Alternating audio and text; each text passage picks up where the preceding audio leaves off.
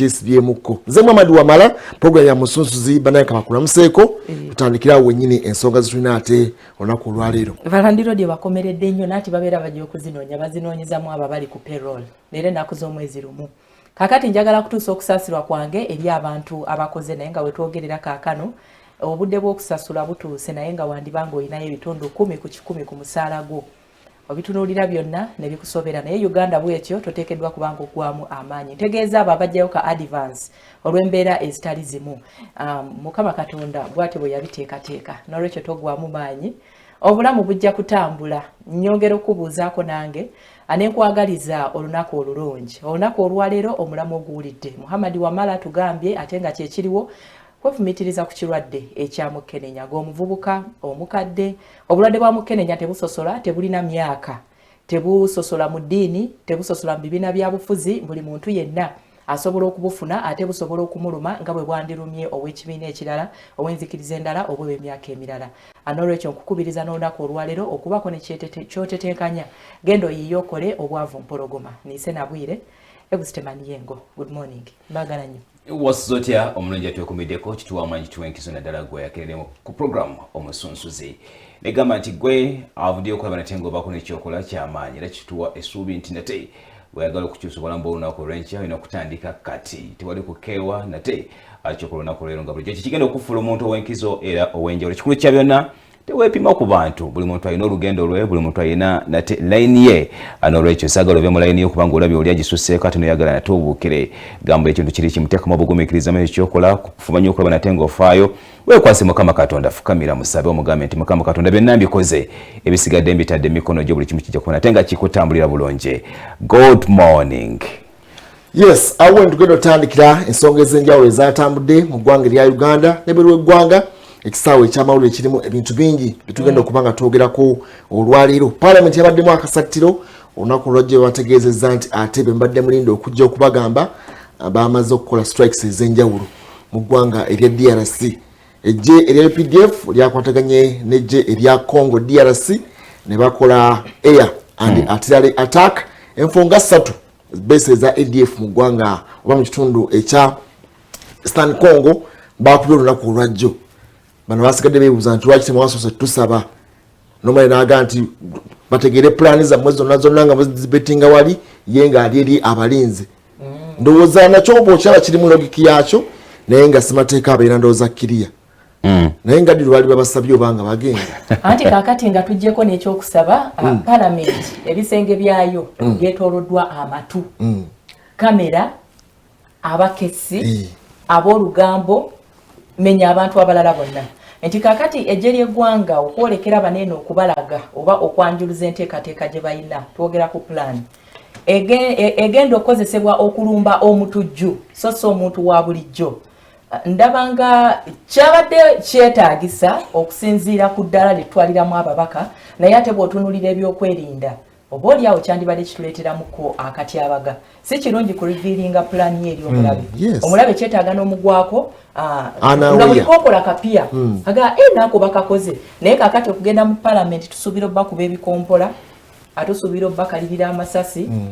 tujja kulaba oba tufunayo tiyagaasi. Kakati balyoke omulabe n'abeera nga agimanyi bulungi bajja bweruti baleeta atirale bweti balina strikes bwezi zebandeetera ndowooza ensonga za intelligence. No, oyinza obutakola yo plan naye okusinziira ku ssemateeka ennyingo ya 2010 Parliament eteekeddwa okumanya ensonga butya bwe zitambula. Ndowooza ne ssente ze bagenda okukozesa zita mu Parliament okulwana ate nga bagenda mu nteekateeka ezo. Nze ŋŋamba nti mu nsi eŋŋunjufu era tulaba n'amawanga amalala nga Bungereza, America n'amawanga amalala ge twagala okuba nga obaolwe tutuukako gayita emitendera ng'egyo okutegeeza ku bantu. Oyinza obutananja plan zo tugenda kutandikira wano na wano but mu nkola eŋŋunjufu era ekintu kiramu eraga nti ddala tutambulira ku ssemateeka. Kyandibadde kyankizo okutegeeza naddala abantu abagenda okuba nga obaolwe bakuyita mu kakiiko okusobola okulaba nga bakuwa accountability. Yes, ekyakoleddwa move yagenze mu maaso kubanga kituliko olunaku olwaleero kirungi okusobola okulaba nga tufufugaza abakambwe naye information kibeera kintu kikulu nnyo mu nteekateeka eziba zigenda mu maaso. Ndowooza I think era n'ekyakoleddwa egyeri eggwanga Uganda erya UPDF okulaba nate nga bakola move ey'okugenda mu ggwanga area Congo nakyo kyabadde kyankizo but parliament tuba tugiyisiza mu nyorugayo bwe kituwa ku nsonga ya semateeka katubagambe nga tukomyewo nti ki twagenze ne tukola kye twakoze ne tudda mbuuze ekibuuzo buuza tewayaganye Palamenti yaffe abantu banene okugendayo okubanyonyola ebintu bya security ebintu binene bandibadde babikubaganyako ebirowoozo nga babitegeera agenda kubawa ekyokulabira kubaliwo issues ezigibadde zigenda maaso mu parliament naye ng'otunuulira honorable nga debatinga ku nsonga n'ogamba honorable yakoze research oba nedda babadde baagala kubategeezaako oba kugenda bongera okubaganya ebirowoozo abo bongere kasa ensonga ebeera kiriya semateeka ennyingo eyo 210 Penal Code Act D yegaba bugambi nti genda otegeze parliament ne bwetuna UPDF Act nayegamba nti president alina okugenda nafuna approval eya parliament kale abantu baba tebabitegeera beebuuza nti kubanga ekirimu kiga nti bw'oba ogenda okulumba ensi endala bw'oba ogenda okulumba eneme tegeeza parliament ebirenga ekimanyiiko naye twakoze operation just kubanga tutunulira ensonga nga bwe zatambula zonna tutunulira tuva mu mwaka ndowooza ogwa 96 UPDF lwegenda ngekyali Zaire biseera ebya Mobutu Sese Seko jukira balwanaawo okulabika nti balwanako side emu tugenda Laurent Kabila ajja atakinga over ate bwajja n'akyuzinga eggwanga erya Uganda n'eggwanga erya Rwanda okuba nti bakola ensobi n'agamba nti mukole withdraw muve mu ggwanga erya Congo ne bakomawo mpolampola kuva 2008 eyo tulengera Operation Lightning Thunder balumba Congo yambako eggwanga erya Uganda okwasaganya omusajja mukulu Joseph Kony naye noza byonna byonna gye baalaga bwe tujjukira Southern Sudan bwe tujjukira Central African Republic Kisangani sijui Somalia sijjukira nti bannaba basooka kugenda mu parliament babagamba luvanya nti bannange nno ejje lyagenze ate kati era bwe kidda era kidda mu parliament kubanga tulaba nti bwe bakola emisango egy'enjawulo era mu ggwanga erya Congo era kidda mu parliament ne batukana okuga in fact ffe tugenda okusasula nga bannansi emize gyabwe egyo gye baakola naye singa aba bagenze nga bamanyi nti abaana baffe bagenze tubasindisa ekyokugenda si kibi naye ate ekyokutegeeza omuntu oba oliawo ateekeddwa kubanga lirisiga lyetongodde era eteekeddwa okuba nga lifuna information sigana kyakoleddwa kugenda but mu nkola eŋŋonjofu nze njagala nnyo ekintu ky'okubanga kiyise obwerufu mu kintu ekyenjawulo sente zivaawa bagenda kuziyisa batya zigenda kukola ki kubanga tukirize tugaane nti parliament classified gundi gye twakozesezze atirale batwafudde ate kyebagamba nti ensonga eza security oba olyawo kati bajja bagamba nti kiva bakireka kiri classified bebamanya kubaonoga tugenda kugula tanka bweti bwe tuba tugenda mu nsi endala ogenda mu nsi endala kiba kitegeeza nti Uganda yo nga Uganda ebeesi tuse era nga yakirigizanyizza okubanga yita mu parliament kyekitwogerako nti ekyakoleddwa de kirungi nekiteekeddwa okuba nga kiyita mitendera parliament yensonga lwaki weeri tuyinza kungamba olunaku olwaliro nti ensonga eza security zebagenda okwogerako baziteegera bulungi tulina abakisiise mu parliament y'eggwanga nga bannamagye abali kumpi mu 10 balambirira kale ankiikirira abanga ankiikira aba tabitegeera leka ate bano bategeezebwe kubanga bino olwaleero bijja kusigalawo mu record obanga agamba nti tebategeezeddwako naye nze nkyali ku lukiiko lwaffe olukulu olw'eggwanga omanyi ebiseera ebimu tubadde nga tulaba abakungu nga bajja n'ebiwandiiko oluusi ne basoma information eri faulty oba information eyetagwanidde oluusi ne tulaba bannaffe bano ababaka ng'ensonga eyanjiddwa nga bweteekeddwa okuba nga etambuzibwa naye ne weekanga nga omubaka engeri gy'ateesaamu kireka abantu abamu ababeera bazze mu maaso g'akakiiko kano okutandika okwebuuza nazze mu bakungu oba nazze mu ki kineno kyenyinza okukkiriziganya naawe Farouk kwe kugamba nti ejje lyaffe likomyewo liganye okugenda mu parliament okubawa accountability naye bwe tuba nga twogera ku nsonga z'abannaffe aba ADF be bagenza okufeffetta ensonga zineno zeetaaga okukwatibwa n'obwegendereza mu ggwanga already mulimu bomu ezibwatuse sigumusa ebiri omwogezi wa poliisi agamba nti abantu baneno basaasaana bugurupu bungi balina ebyalo batandika dde okukola ki okukola kakati ako ke katono ke batuwaako ojjukira omulundi guli bomu yasooka okubwatuka ne bavaayo ne batugamba nti 47 zaali zaategulwa dde nga zaalemesebwa okukola ki okubwatuka so meaning that abantu baneno intelligence yaabwe ebawa ebikira ku ebyo bye tukola ki bye tulaba bye tuwulira oba bye tusuubira kakati ababaka baffe waliyo omuze oguli mu bakulembeze baffe abamu ababaka okulaga eryani kati awandiika nze nga opposition agamba mulinde NRM agamba tugende opposition agamba lwakuba mwe muli mbuyinza ate NRM agamba nti namwe muli ki tulabanga ekintu kino kiriso weird nga omukuzi w'ekikolebwanga olukulu agamba ye tali aweya ku kintu kigenda maaso parliament enamba nalabye kati omubaka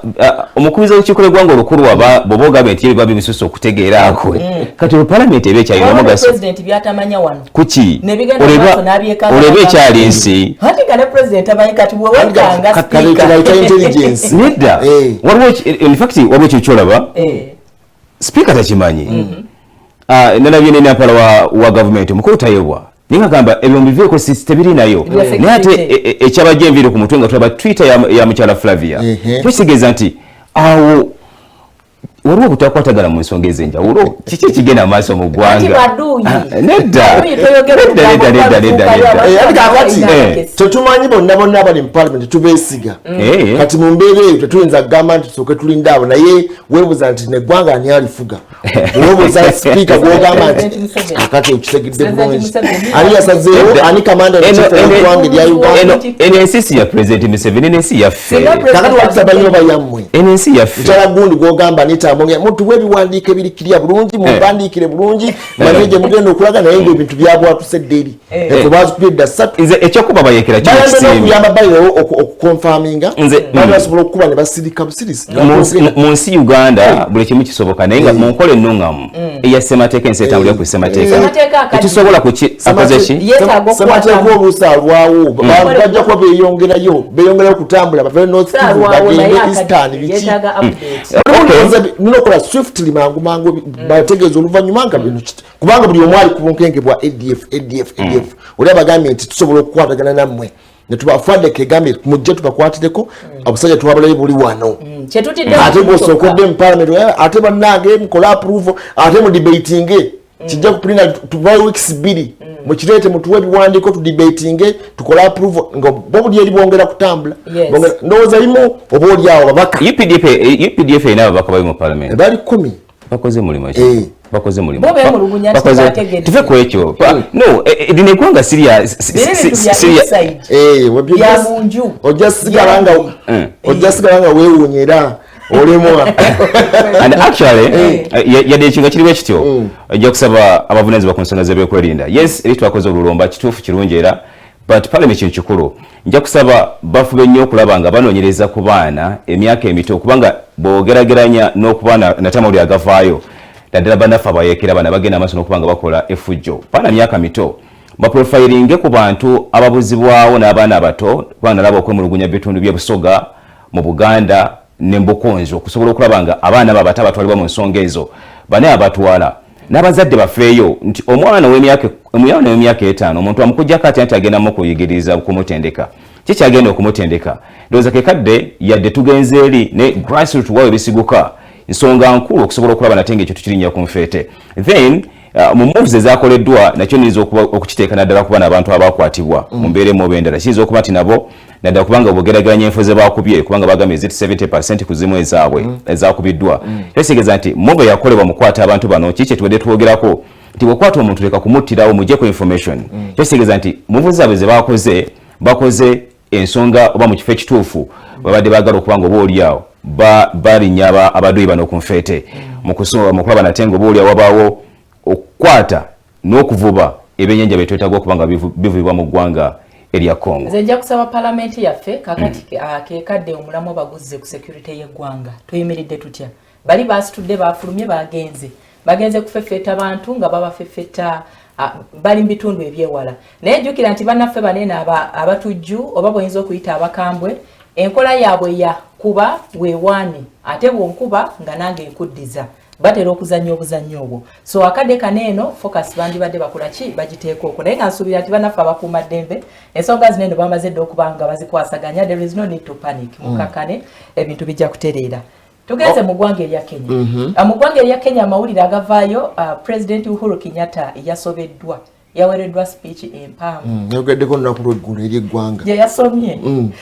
okusoba essaawa zaasobye mu 2 ng'akyagenda mu maaso n'okuba ng'ayogera naye ng'ate bw'agezaako okutegeeza ababaka nti bannange ngezezzaako nnyo nga bwe nsobola okulaba nti speech eno ngiteeka mu bufunze naye nange ensobedde ekiwandiiko tekiggwayo. Yabadde State of the Nation address olunaku lw'eggulo mu ggwanga erya Kenya. Era President Uhuru Kenyatta yakubirizza abantu okwerwanako ku variant empya bagita Omicron. Nawulidde abamu ku babaka nga bagamba kati Macron tugiteekera okujja. Biri abazungu tetujja bifa. Bagenda kugita omicrophone gwe balinde. Emmanuel Macron. President Kenyatta yasabye abansi b'eggwanga erya Kenya okujjumbira okwegemesa ekirwadde kya COVID-19 n'okussa mu nkola ebimu ku biragiro ebiteekebwawo ab'ebyobulamu okulaba nti batangira ekirwadde kino ekya COVID-19 ate okubanga kitataaganya ebyenfuna oba engeri emirimu gye gitambulamu mu ggwanga erya Kenya. President speech bagimuweeraawo. Oluusi abadde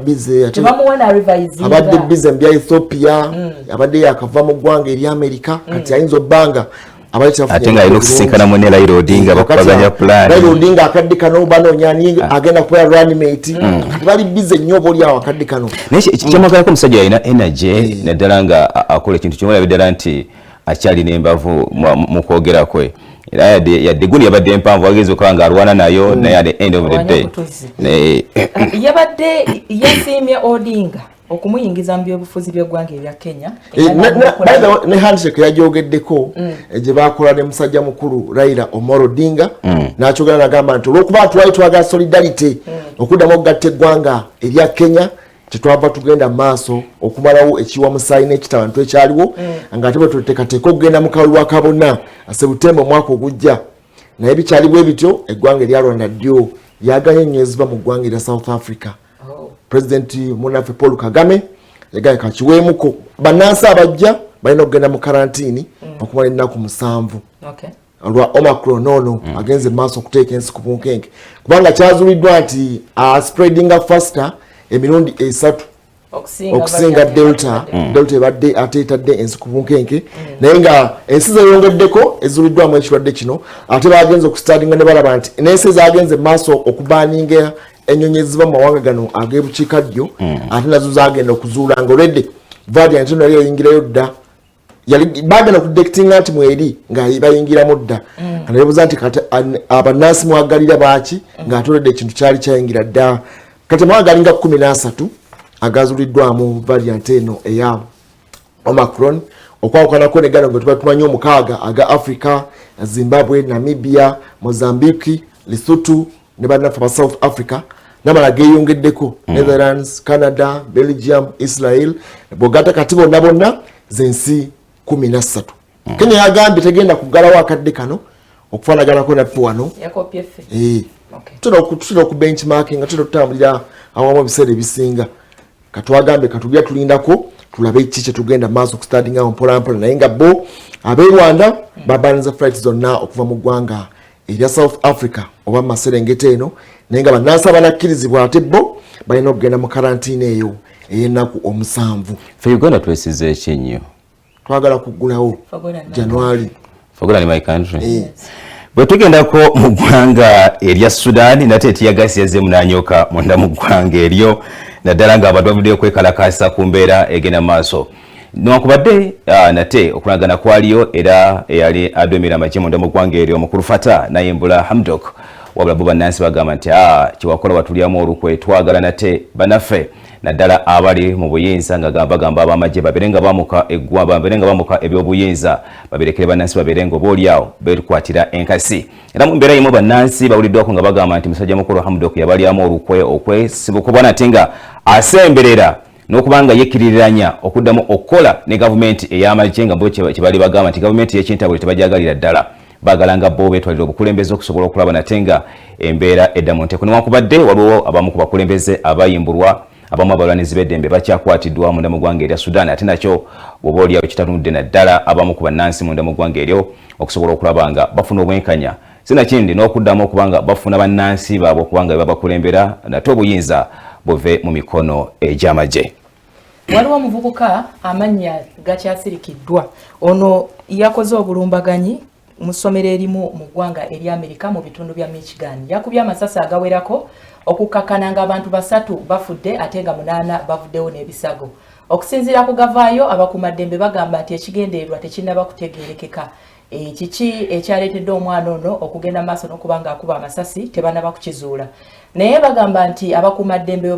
bayitiddwa okukwata omwana ono n'okumuggyako emmundu kubanga yabadde ataamye. Naye ate bwe yalabye abakuumaddembe yakoparatinze emmundu n'agiteeka wansi okukkakkana ng'asibiddwa. Mu ggwanga erya Amerika bakyagenda maaso n'okubonaabona n'ensonga y'abantu okumala gata abantu nga bakozesa emmundu. Omuyizi oyo yakoze ekikolwa kikambwe ennyo yaganye okubaako kyayogera kyonna. Yes. Naye olengera ndowooza Amerika bwekwata ensonga wano singa yabadde akubye ba wano singa simanyi kyaliko bobunuulo n'okakasa nti actually kyalinamu wadde olwalo obuunya simanyi Amerika kyegenda naye olwo yaganye okubaako famire yamugambe toyogera.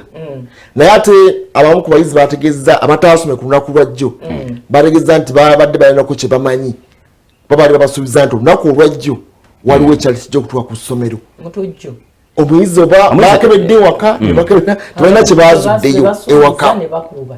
kubanga bategeeza nti emmundu eno yagiyingiza mu ssomero era badde bagimanyi nti ali nayo handigaana akatonotono rounds abadde ina oba ki ekyamutanudde oba kiki bakyagenda maaso naba okunoonyeza naye nga banne w'emyaka 16 myaka 14 n'emyaka 17 yabajje mu budde balesomero kabasoke baliggaleewokko naye nga president Joe Biden yayiseeyokko mu bitundu eyo saza Minnesota police n'agezaako okubagiza ab'eŋŋanda zino naye ng'olaba nti gun violence mu ggwanga erya Amerika ddala mu masomero ekiremesezza etteeka erifuga emmundu mu ggwanga tebasobola bewaabwe kiri free ate nzijukiranga ensonga eyali nnafu security reasons anti bona ebyobufuzi anti byayingiramu nti bona bennyini amakampani agakola emmundu gegagenda nga maaso okusapootinga ate bannabyabufuzi ekyo kyali kizibu kinene nnyo mu ggwanga erya Amerika kubanga bw'otunano just recently kwa lipooti ez'akafuluma kyagadala nti emisango egyekuusa naddala ku bw'emmundu gyeri 137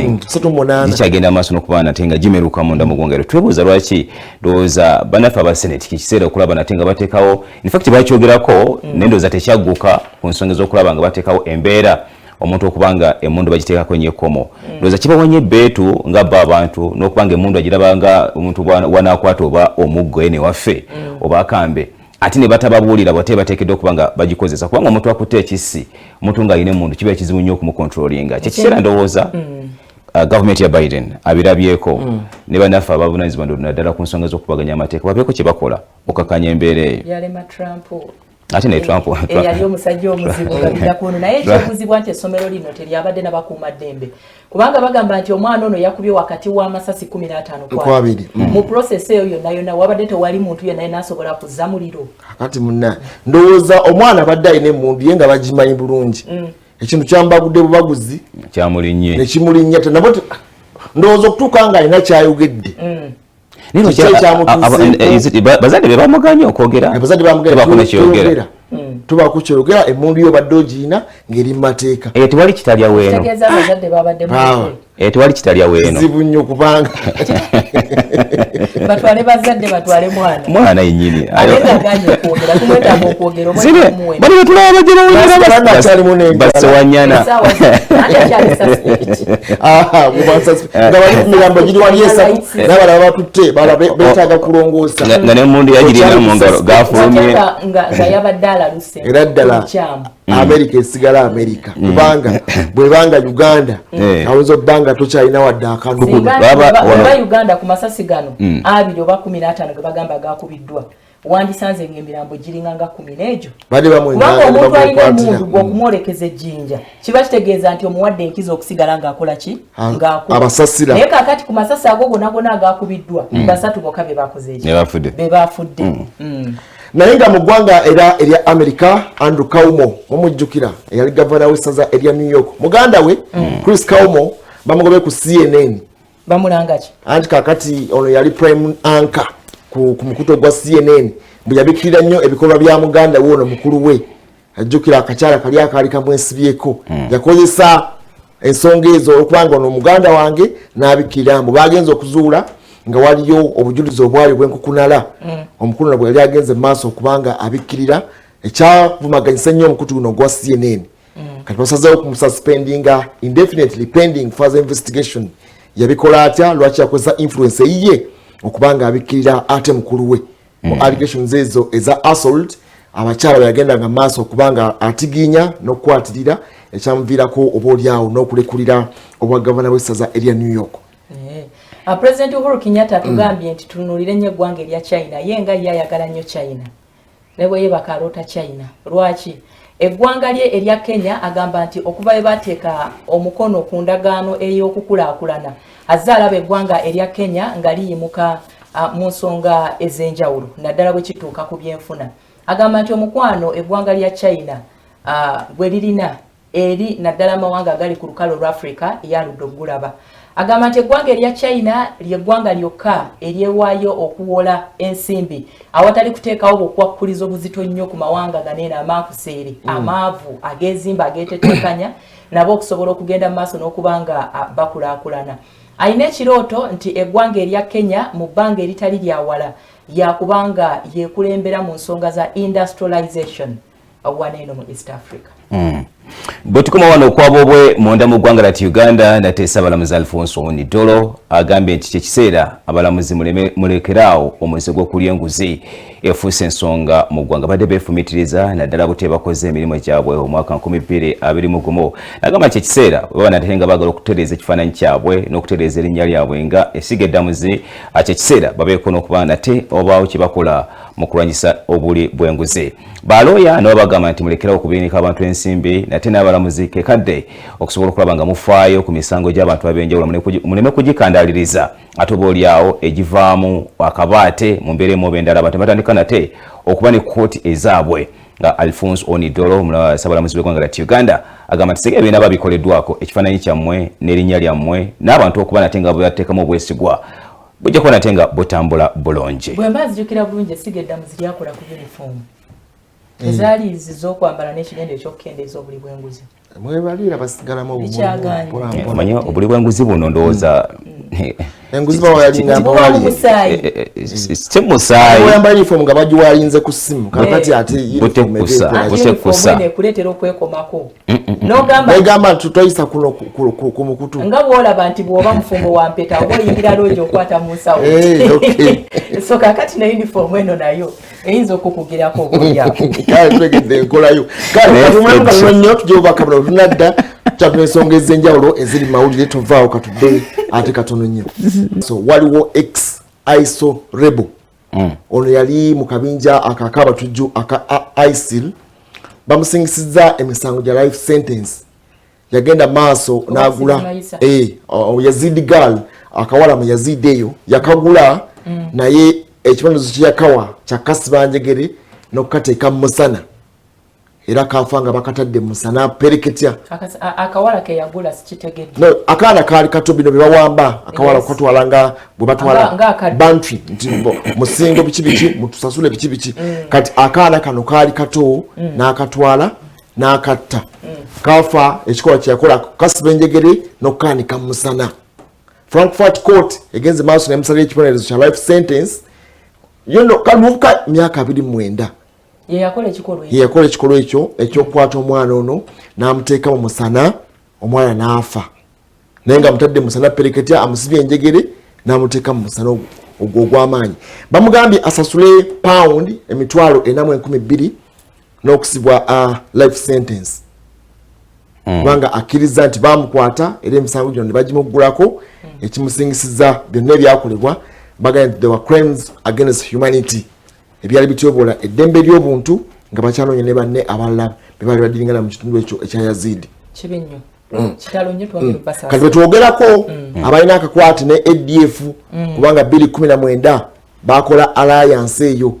nti babateeka ku lukala ADF yakola alliance n'akabinja kano aka ISIS kati abwe bakambwe ebikola bagenda maaso kubanga bakola kati bwe bagenze e Congo abakabe baffe babaga nti ate musooke mudde musooke musabe olukusa tubeere kiriya musonga ezindi mukuru wamala semateeka sigala semateeka takyusibwa nga bikooye era sigala alambika ensonga unless nga kawairo bakajjeemu kakati tugenze mu ggwanga erya Israel amawulire agavaayo gakwatagana ku Omicron variant empya ey'ekirwadde ekya COVID-19. mu ggwanga eryo abasawo kakati bana be bakakwatibwa akawuka akapya. Amawulire agavayo gategeeza nti waliyo abalala nate babiri abazeemu okukwatibwa be bawezezza omuwendo gw'abantu bana. Bateebereza oba amaze okuzuula abantu 34 nga be bayina variant eno eya COVID-19 empya. Okubakubiriza okwegemesa kwa kukyagendera ddala mu maaso kubanga bagamba nti tebanaba kuzuula bulungi oba n'eddagala lye babadde bakozesa okugezaako okwerwanako ku variant eya Delta n'ebirala ebadde bijja. Bakyagezaako okulaba oba esobola okuba oba eddagala lino lisobola okuba nga liyambako ate okujjanjaba abantu bana 34 mu ggwanga erya Isirayiri. Bw'otugendako mu ggwanga erya Afghanistan nate abatalibani bafuuse ensonga mu kutulugunyamu n'okutta ababaliwo naddala nga basirikale ku mulembe nate ng'eggwanga lya America likyagenda maaso n'okuba nate nga likutte obuyinza. Ajjukira kumpi emyaka 22 ng'eggwanga lya America litudde obanga likuma eggwanga lya Afghanistan n'okulaba nate ng'emirembe giddawo okutuusa Jwezi mwezi ogw'omunaana we bagamba nti mukwate ensi yammwe namwe mutandike okugyeddukanyiriza wabula Abataliban bafuuse ensonga naddala eri abaali balina akakwate n'okulaba nate nga bali bakuuma eddembe mu biseera eggwanga lya America bwe ligenda maaso n'okuba nga ate alibawa obukuumi. Alipoota ziraga nti abantu abali okumpi mu 10 kirambirira be bakattibwa n'omusobyo era nga mu mbeera y'emu n'amateeka agagenda maaso n'okuba nate nga gafuuse ensonga mu ggwanga erya Afghanistan. Abatalibani ge bajja nago nate bannansi bakyagenda maaso n'okukola nga gamu ku go ennyambala y'abagenda okukola ku mikutu egy'enjawulo gamba nga TV bateekeddwa okuba nga bambadde mu ngeri eya sharia obaolyawo bwekyo bagamba nti mulimu okunyigirizibwa n'okulaba nga eddembe lyabwe ate lirinyibwa ku nfeete n'ensonga y'ebyenjigiriza mu nsoma yaabwe bakyagirinnyeeko mu kaweefube okulaba nga Abatalibani baagala okuzzaawo enkola yaabwe oba amateeka gaabwe aga sharia. Ya mu ggwanga erya America mujjukira munaffe Joaquim El Chapo Guzman munaffe oyo omukambwe mu kusabiragalagala mu ggwanga erya Mexico mukyala we bamusalidde emyaka 3 lwa kuyambako kakatel oba akabinja k'abayaga mu kitundu kya Sinaloa. Agambye omulamuzi bw'abadde amusalira omusango n'amugamba neetonda era nsaba omberere wa kisa ompe ekibonerezo nga kikakkamuko nga si kyamaanyi kuba yaagala nti olw'okubanga okimanyi nti ndi mukyala wa Guzman kitegeeza nti olw'okubanga ebikolwa bye yakolanga nga naye mwamukwata olw'embeera oyinza okunsalira omusango ng'osinziira ku mbeera nti olw'okuba ndi mukyala we nteekeddwa okuba nga nnabimanyi naye nno bamusingisiza omusango. So nga abasajja mukola ebintu nga tetumanyi. Era kakati naffe tubeera oluusi aleese boardingi aleeta nkoko aleeta biki omubuuza naye mukwano okola mulimu ki nti njiya okuyita kola ki ennaku zino kuyiriba njiriba nendeeta sebiku tubeera tetumanyi. Kati noono embeera bwetyo kooti emusalidde emyaka 3 mu ggwanga erya America lwakuyabako kabinja. Ebiseera ebisinga kitono nnyo abakyala okubanga tebamanyi mirimu gy'abasajja baabwe. N'ababbi omukuba n'omufiirako naye ng'omukyala abadde akimanyi nti omwami aleeta agenda naleeta TV ze batatunda misana najja nazo ekiro side mirrors atali musuubuzi batatunda misana zibatunda essaawa omwana ogw'ekiro naye ng'omukyala akimanyi babireeta naye n'abitereka nabagaa bibadde nga mu kisenge wabyeri katono nnyo bagamba man is known by the company he keeps. Mbulira gwoyita naye ebiseera bisinga kiba kitono nnyo okubanga tomanyi ku mize. Kanono naye nyina abadde akimanyi nti omwami yali mu kabinja ako ak'abayaga ak'amaanyi era nayambako nnyo kati bamusalidde emisango era gimuse mu V emyaka 3 gyagenda okubeera ng'asibwa mu kaduukulu mu ggwanga erya America. Food and Drug Administration tuba tuli mu ggwanga erya America abatudde olunaku lw'eggulo ne babako n'akalulu ke baakubya. Akalulu kaneeno kali ku pill eyakoleddwa aba Mark egenda kubanga eyambako okujjanjaba ekirwadde ekya COVID-19. Okusinziira ku gavaayo piiru eno yakutwalibwa ewaka abantu bajja kubanga basobola okujimira naye nga basinzirira waabwe ewaka. Kakati baakubye akalulu okukakkana nga abantu 13 bakkiriza ebeere ng'ekozesebwa ate 10 ne bagamba nti tugira tulindako naye okusinziira ku risks side effects ezabaddewo oba eziri ku piiru eno bannaffe ab'ebyobulamu bagamba nti bw'otunuulira ate ebirungi piiru eno byesobola okukola naddala ku kirwadde ekya COVID-19 bagamba nti ebirungi bikira ebibi. Ebimu ku bye basinze okutya banene 10 abagambye nti egira erindako eyina side effects gy'esobola okukola ku mwana ali mu lubuto oba n'omukyala mwennyini asuubira okuzaala singa aba agikozesezza. Naye abandi bagambye nti eyo study ejja kubanga egenda mu maaso n'okubanga ekyakolebwa kubanga sofa tebannakizuula nti oba oliawo yakatyabaga nnyo ebiri awo. Ensonga eyo yasitudde Dr. Lindsay Barren okuva mu Harvard Medical School okwongera okunnyonnyola bannansi b'eggwanga eri Amerika ku bulungi oba piiru eno butya bwesobola okutaasa percentage ki yesobola okutaasa oba okuwonya ekirwadde ekya COVID-19. Ndowooza mugitegeera pill eringanga capsule ya Molnupiravir kungulu kuliko capsule kuliko ka capsule so totya bwe najja mu Uganda tebajja kukwata ekyali ya buseere ate ekyali ka scramble nga bwolengedde bwotugambye awo bano bagikola abamaaka okutandika okuba nti nzizi zikozesa naye orders already ze bafuna bakati n'amakampuni amalala agasinga gagala okuva ku mbeera ey'empiso abantu bati empiso bo nga bo nga agitya buti tewali nsonga emugana kubanga bamugana naye nga empiso yongitya kati bagala n'okudda mu treatment kubanga ya treatment yo bagala okukola vaccine nga yo yaki yabakerenda naye obuzibu bukyaliwo nti science ye agenda akula buli kadde n'okwongera okustadinga ebintu ebyenjawulo. Well, bwetugendako mu ggwanga Uganda nga tuvudde nate ku nsonga z'owulidde ez'empeke anti kati tukomyewo okuva eri Masaka ndi munnabuddu nate abakasita kyaddaki bagasa eddoboozi lyabwe naddala ku bigenda maaso munda mu ggwanga lati Uganda bwekituuka kuba naffe abakwatiddwa nga bali mu nnyonyi bagezaako okukola bizinesi mu ngeri oba olyawo etagwanidde okwabaddepo mu birusi akati n'ekiggondo Hajib banono nga bagenda maaso n'okubanga batunda ensenene okusinza nate ku Thaddeus Musoke nate akulembedde bannaffe abakasita agamba nga babasuubuze tebasobola kutuula butuuzi nate nga bannaffe ab'enjawulo abakwatiddwa abagenda maaso n'okubanga tebateekeddwako emisango egigenda okubanga gibavunaanibwa bagamba nti keekadde nabo bayimuse ku ddoboozi lyabwe abantu bano babeere nga babaddiramu n'ekibonerezo obuulyawo kye bagala okubateekako oba ekyabasomeddwa okusobola okulaba nga babakangavula ku kikolwa kyabwe.